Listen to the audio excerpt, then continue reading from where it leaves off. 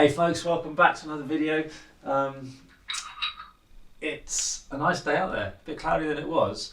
I think I'm going to go down to the Slate and try and have a look at a route that I've wanted to do for a while. Manic Strain 8A.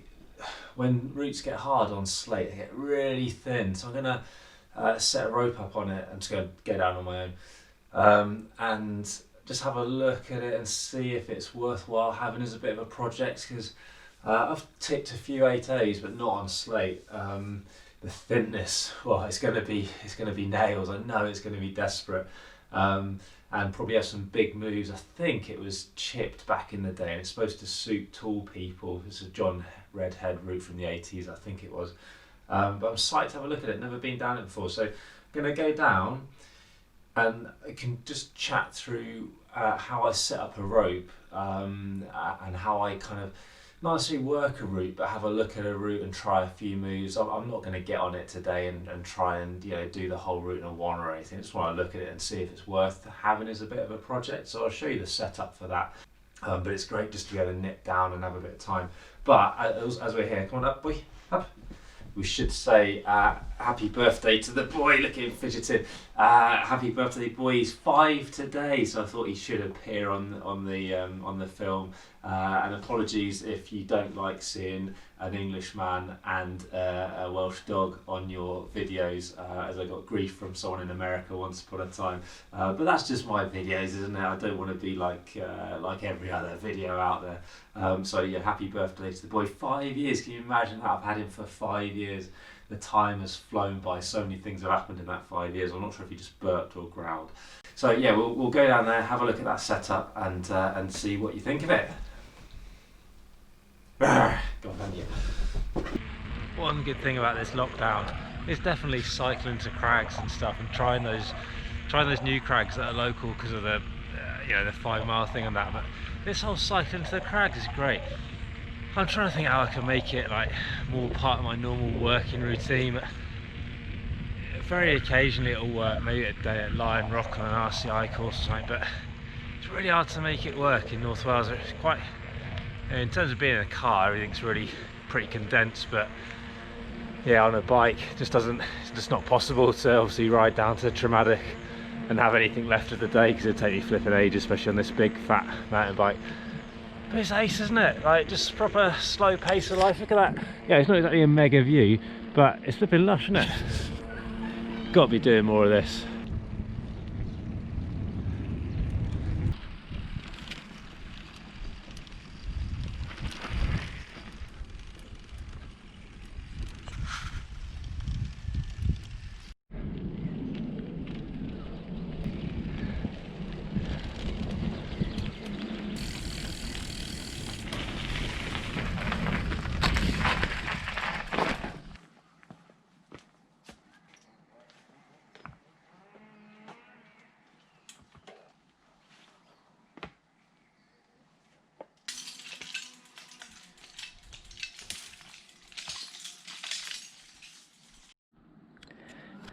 I just nearly dropped my GoPro down that. That's at the top of Gym Palace, Manic Strain and all that kind of stuff.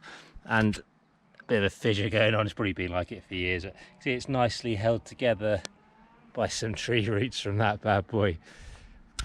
Pretty cool spot. It's awesome being up here when it's so quiet as well. You can see just down the car park for the little Slate Museum, and that is no one. Just got to the top of the crag. I don't know if you see on the camera, a few spots of rain. I'll still wrap down it. There's no way I can even make any progress on a Slate 8A if it gets wet, so that'll be a bit of a pain in the butt. The route's like down below me somewhere. I haven't really looked at it yet. Some really cool plant life going up here. Stone crop, I think that is. It's down there somewhere. Look at that route. That is, if you don't know, that's Dervish. Well, good. E3, classic Stevie Haston route. Kind of got easier over the years, I believe. The cracks kind of widened up, gives you a bit more pro. He first cleaned it with a knife pinch from Pete's Eats, which you can see just down there. My route's just down here somewhere, so I'm going to set up the top rope, probably off a tree. There's some massive boulders with some trees as well, so I'll just do that, and then have a play. When you first, if you're going to get a project that's hard for you, don't matter what the grade is, but if it's hard for you, you've got to kind of be a bit prepared to get absolutely spanked the first time. If it's kind of at your limit, which a lot of my projects are. Like, I've got no chance of on sighting an 8A at the moment. So it will take some work, and those first goes always feel flipping desperate. So I guess the point of this video is to sort of show my setup, which is really flipping simple. But I may as well sort of briefly say that as well, that you've got to sort of manage your expectations a bit. And just accept it's going to feel desperate on that first go. You're going to feel like it's a complete waste of time. And that's cool, it's part of the process. You kind of string some moves together eventually. I guess the first thing is actually holding some of the holds. Sometimes you get on a project, you can't even hold the holds, and that's pretty depressing. But you start to work out the body positions and things to make them work, and you start to be able to sort of hold the holds.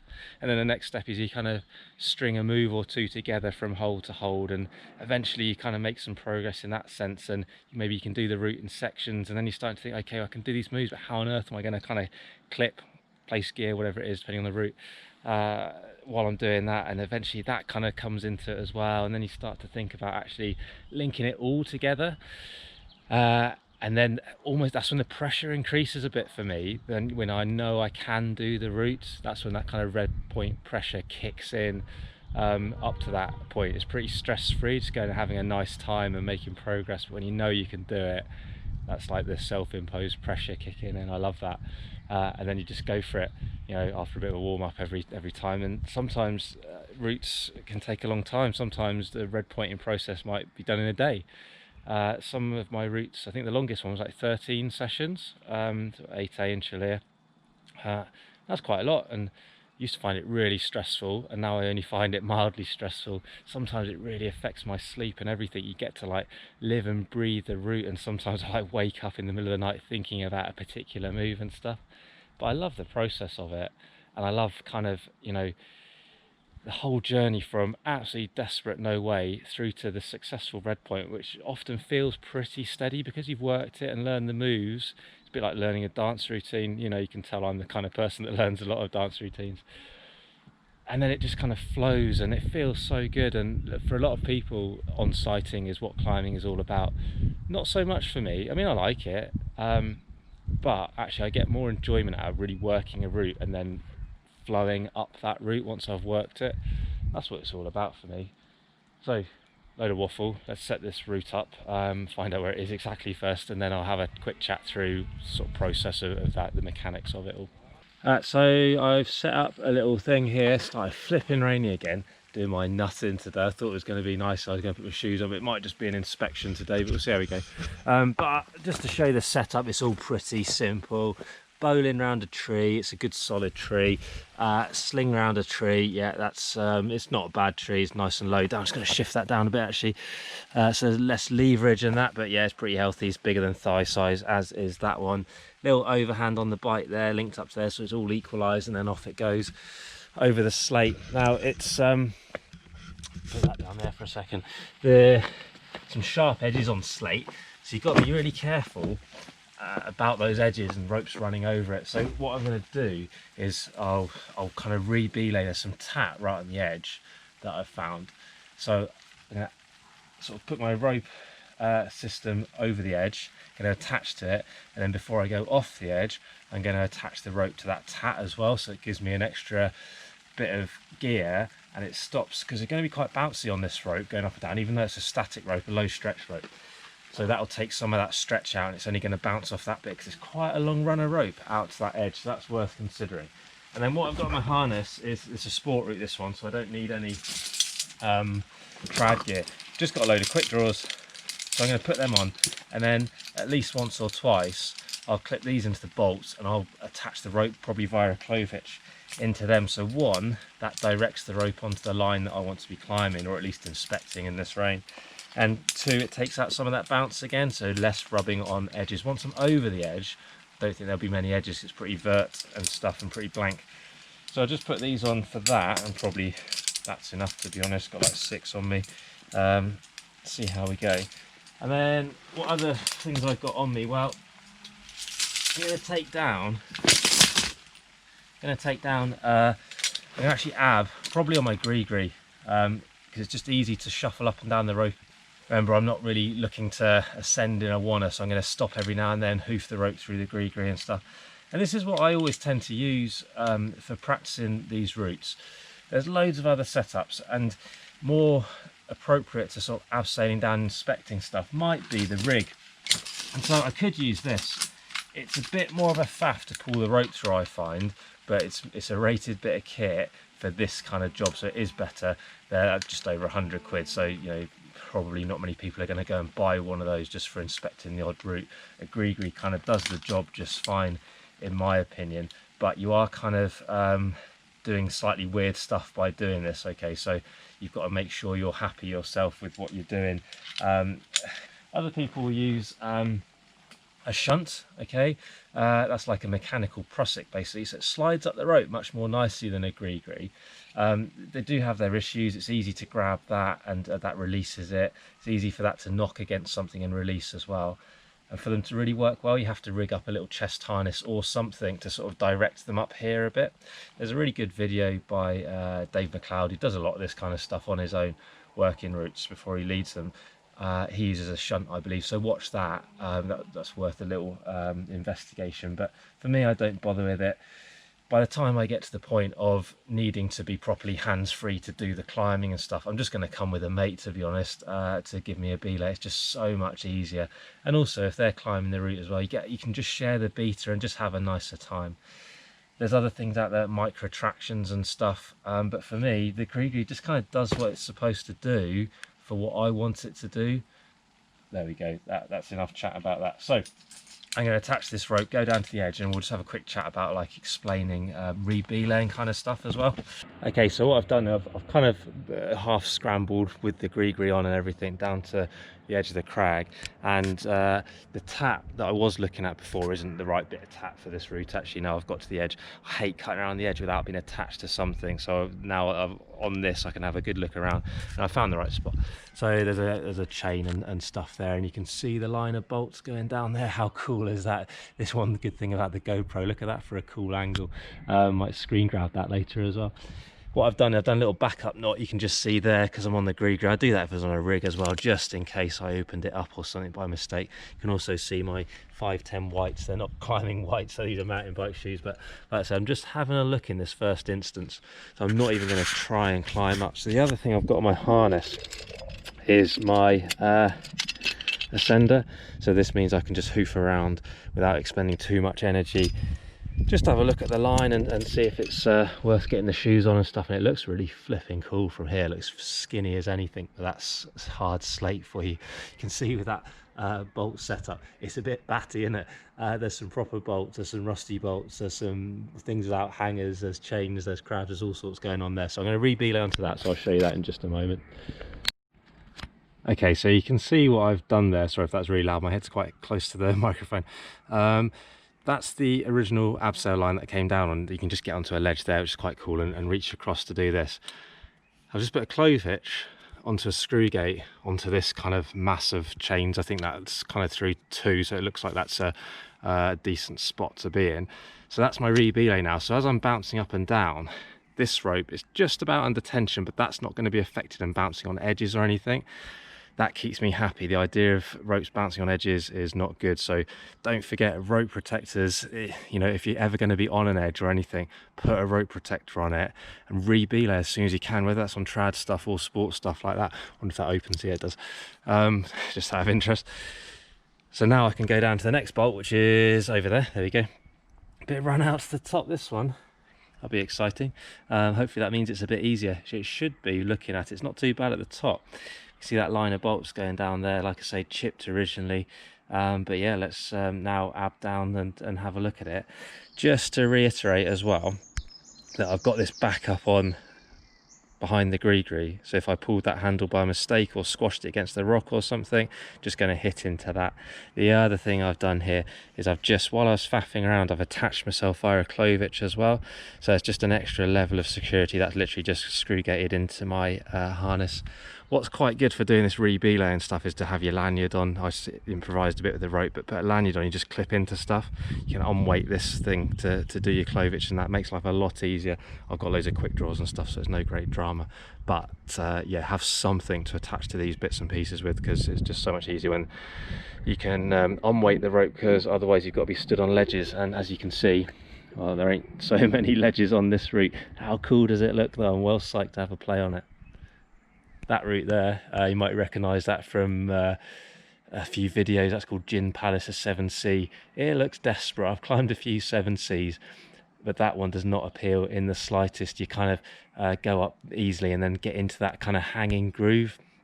You can see there's a video, Monkey See, Monkey Do.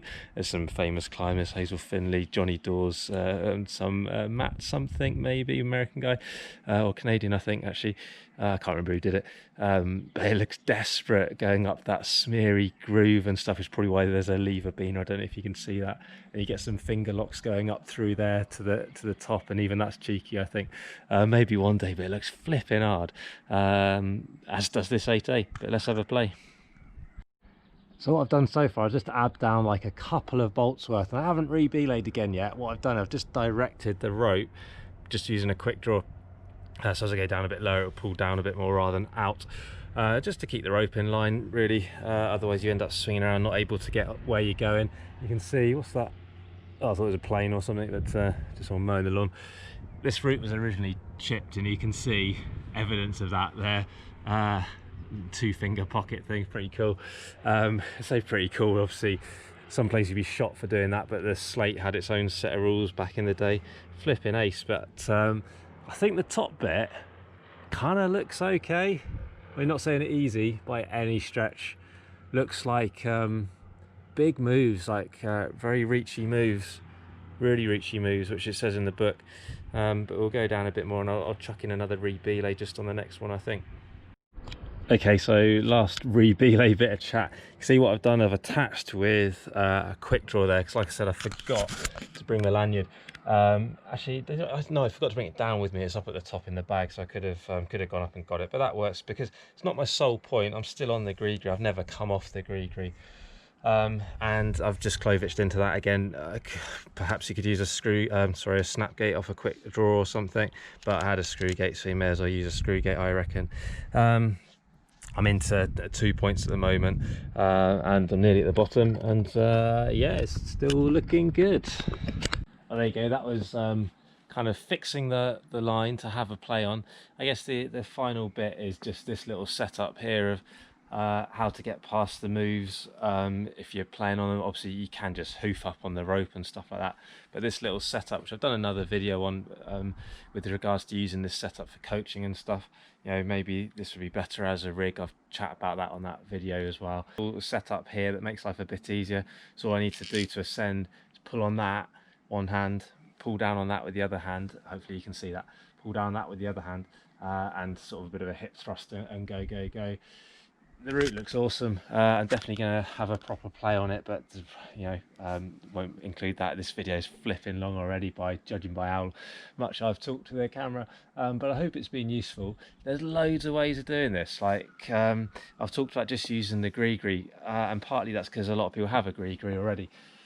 I have got a shunt, and on this route, actually it's going to be pretty hard to pull the rope through the gree-gree, because there's not much to sort of stand on and take a hand off when you're working the route and things. So it might well be one that I decide actually the shunt is going to be a better setup. This is more suited to easier routes where you can do that easily, so I'll probably change that. And like I say, watch that Dave McLeod video if you want details on that. There's loads of ways of doing all this. Just be aware that a lot of it is a bit improvised, and you just want to practice it loads and make sure you kind of tick all the right boxes and stay safe. And if in any doubt, not only get someone to look at that setup, but just ignore it altogether and get a mate to go top roping with. It's far easier, it's far more sociable, it's far more fun. And yeah, I would recommend that every day of the week if at all possible. But I hope it's been useful. Do fire away with any questions. It's not really meant to be a how to go soloing kind of video. I just want to talk you through what I did. Okay, I hope that's kind of clear. Do fire away with questions though if you've got any. Find us on Insta, find us on Facebook. You know the score. I rabbit on about that every time. But thanks very much for watching. Massively appreciated as always. Hope you've enjoyed it. More videos coming up very soon.